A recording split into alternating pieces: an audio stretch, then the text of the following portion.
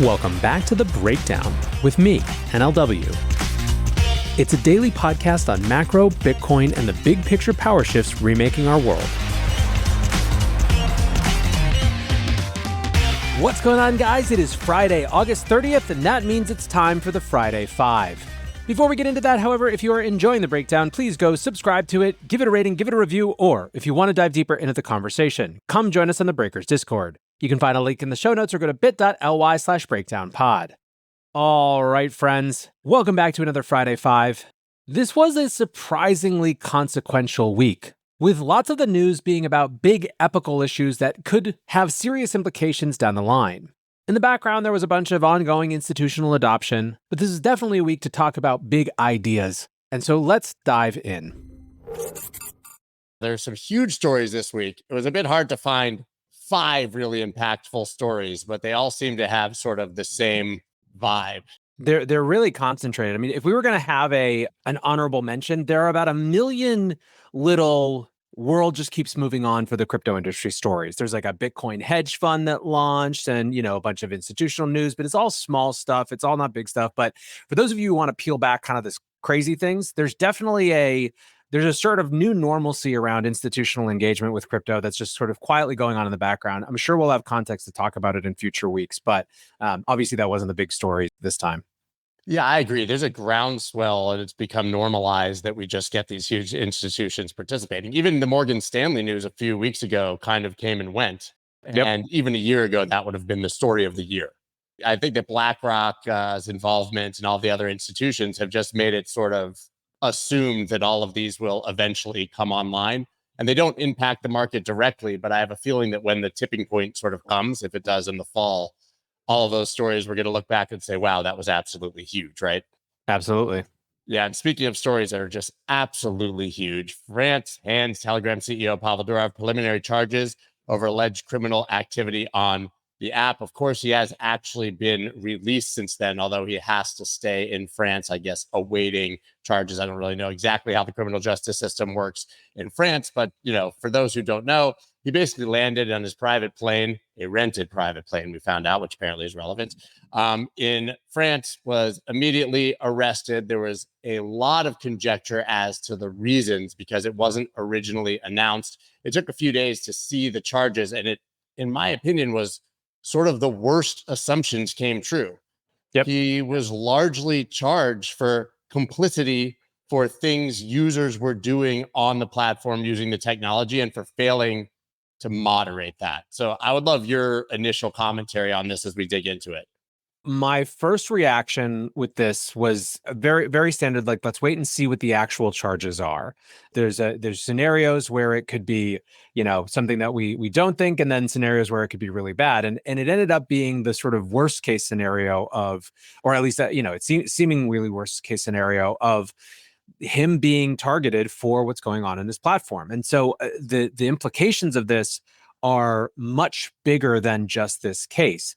It is it represents a very different sort of tenor and tone to the relationship between governments and technology companies that has potentially dramatic impacts for what people are and are not willing to build, and frankly, where CEOs are and aren't willing to go as a sort of a secondary consequence. But we've long had this sort of sense that the people who create and build platforms are not culpable for what their platforms are used for, in general, right? This is sort of embodied in the US in law specifically, but it's coming up now as an even bigger question than it was before. There was a first round of this question that was answered in the 90s. Because of AI in particular, it's back in a huge way.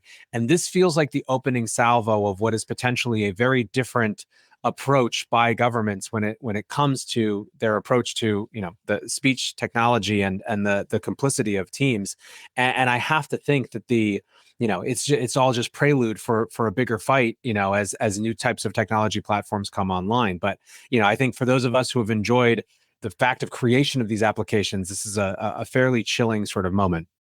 It's also chilling because these CEOs and platforms now have to be concerned with the global nature of what they're doing. It's much like we've seen in crypto, where you may be completely compliant in one country and completely breaking the law and risking jail time in another. Unpacking this with lawyers this week on Spaces like Preston Byrne, he said, listen, everything he's charged with in France would not even be an issue in the United States. Yep. So if he was sitting in this country, he would have been completely fine. We wouldn't have that issue. But it's the fact that he landed in France where he has citizenship that they're going after him. So even first world G20 nations that are usually aligned on things now are starting to see cracks in the facade of what they're willing to accept in terms of obviously free speech and who's culpable. This is just terrifying to me because it's really not, I say it all the time, but it's not that different than Tim Cook being charged for drug dealers using iPhones on iMessage, right? If you view this as a technology or a platform, is the mayor of a town going to get arrested for every single crime committed in his town because he failed to moderate his citizens? Are Elon Musk and Jack Dorsey in trouble? We obviously had Zuckerberg this week coming out and apologizing for caving to White House pressure on content. It seems like you play ball and you're fine and you get to be a billionaire and you get to stay home. You don't play ball, you're going to end up in jail somewhere. There has been a gap between how the US thinks about these issues and how Europe and the UK thinks about these issues for a while, right? Free speech in the UK looks very different than it does, for example, in America. And some crypto folks have run into contact with that, around Craig Wright, basically, and the lawsuits therein.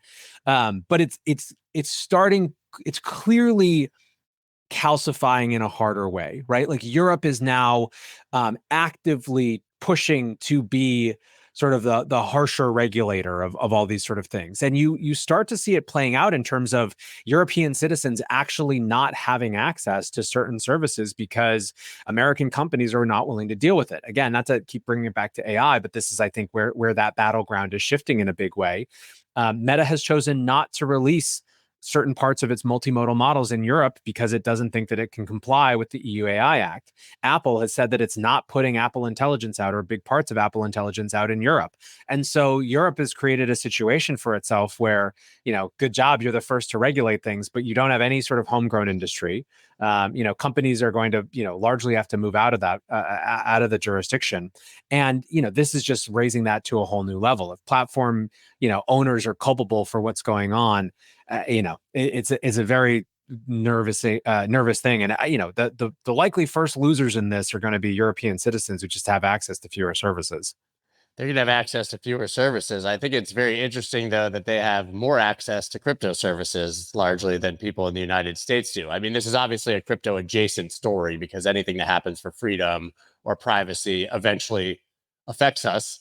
But Mika, and of course, Telegram has an adjacent token, but Mika was applauded by people all over the world for Europeans getting ahead of regulation in crypto and the United States being so far behind.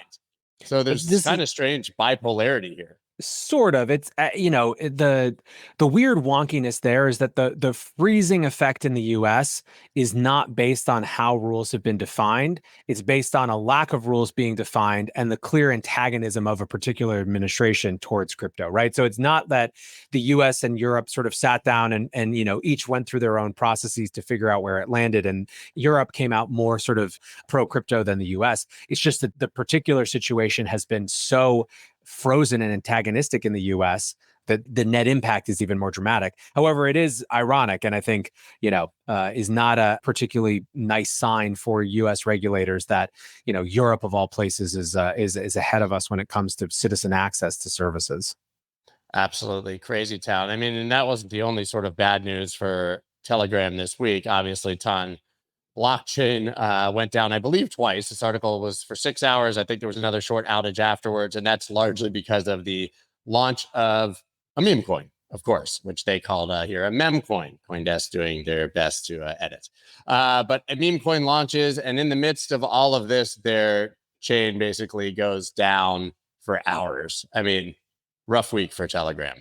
Yeah, it's brutal. Obviously, this is sort of very secondary in terms of the pain stories, but what happens next is going to be very weird, and I think we're going to see some strange bedfellows here. The Russia dynamic of this is one that we haven't touched on yet, but that's actually weird too because Russia's basically going out of its way to sort of point and say, look, this guy was a Russian citizen. He decided to turn his back on Russia and choose sort of the freedom dynamics of other places, and then got screwed for it. So it's a weird situation where Russia's out here squawking and defending free speech, and I don't know. It's a strange time, and we'll see what happens. There's also the UAE dynamic where basically the UAE is asking for him back, because he's a citizen of the Emirates as well. So it's a very strange geopolitical moment where a single person and their product represents a lot of fault lines that have a lot more to do with sort of the way that the world is organizing and being reorganized than it does with just him himself.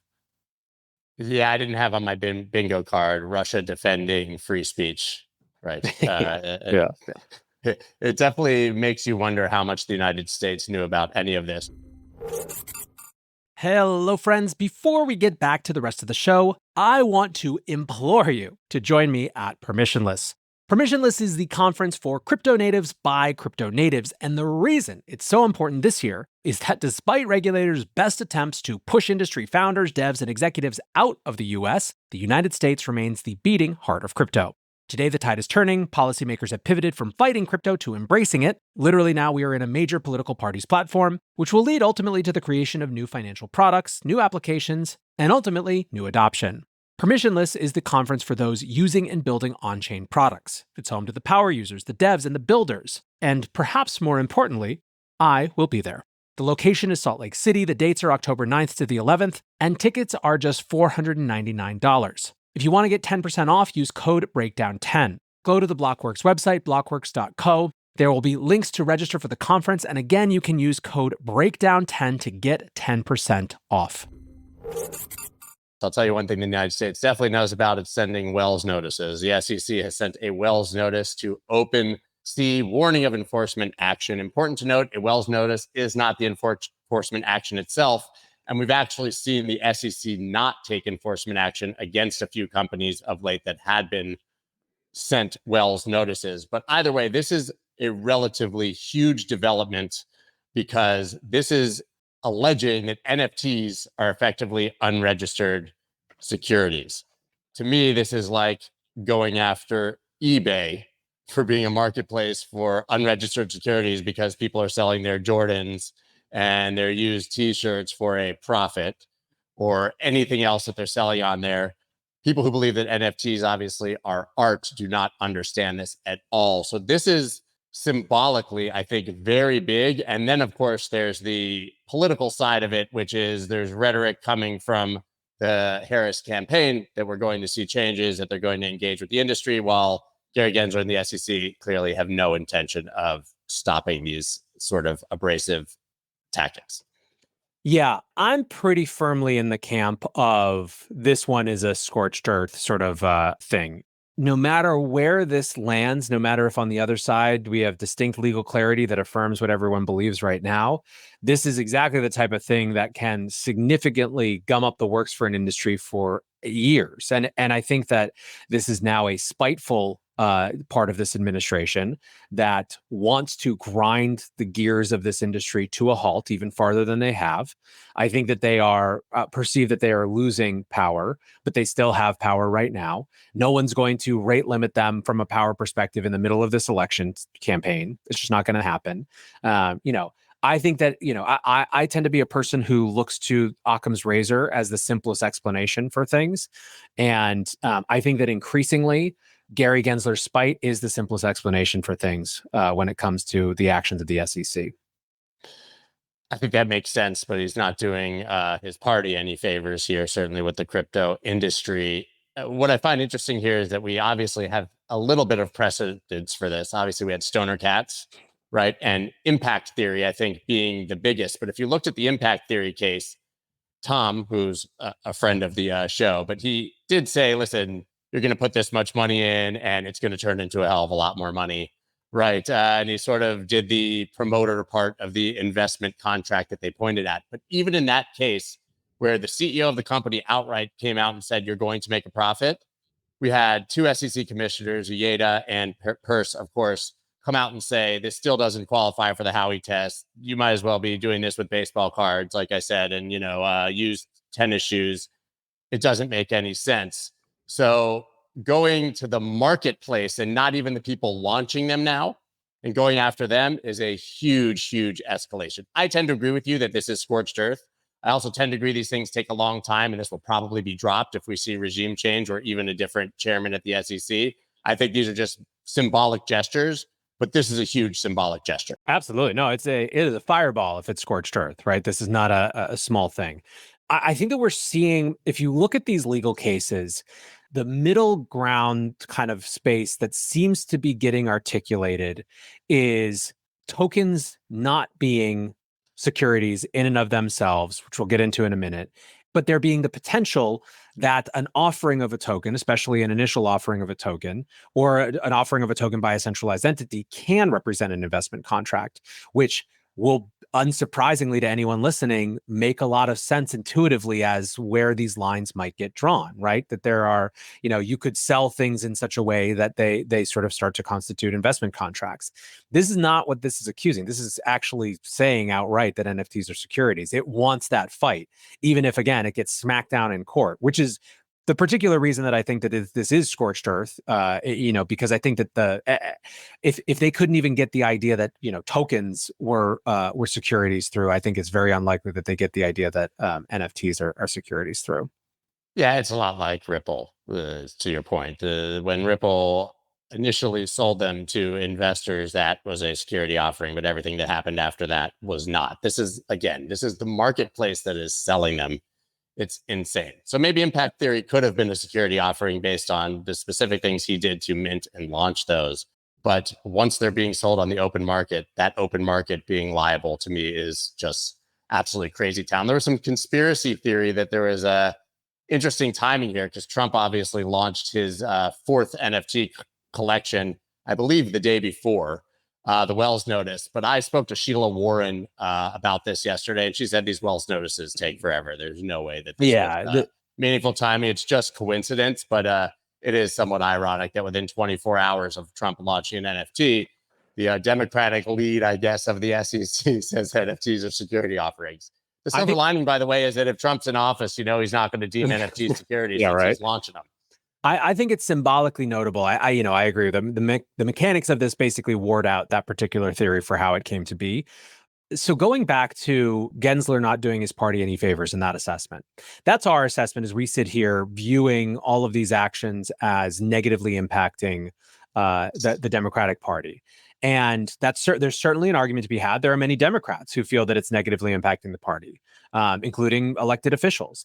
However, I think that there is a strong counter argument from many that, especially now with how aggressively Trump and the Trump campaign have moved in on crypto, I think that they will argue that if they don't win, it's a repudiation of crypto, right? That in fact, everything that Trump stood for will get bundled into we won. And so America validated our opinion, not theirs. It is very rare that a party that loses goes through its platform and kind of, point by point figures things out. It's even rarer that a party that wins actually understands how they might have lost if they, and which of their positions were a liability. They're just going to say, look, we won. Scorecard says, us one, them zero. And that means all of the stuff that we stood for, right? Like this election does in some ways become a referendum, or at least you could see how Gensler wants to make it a referendum. People like Elizabeth Warren, Brad Sherman want to make it a referendum on their view of crypto as just another money thing that's,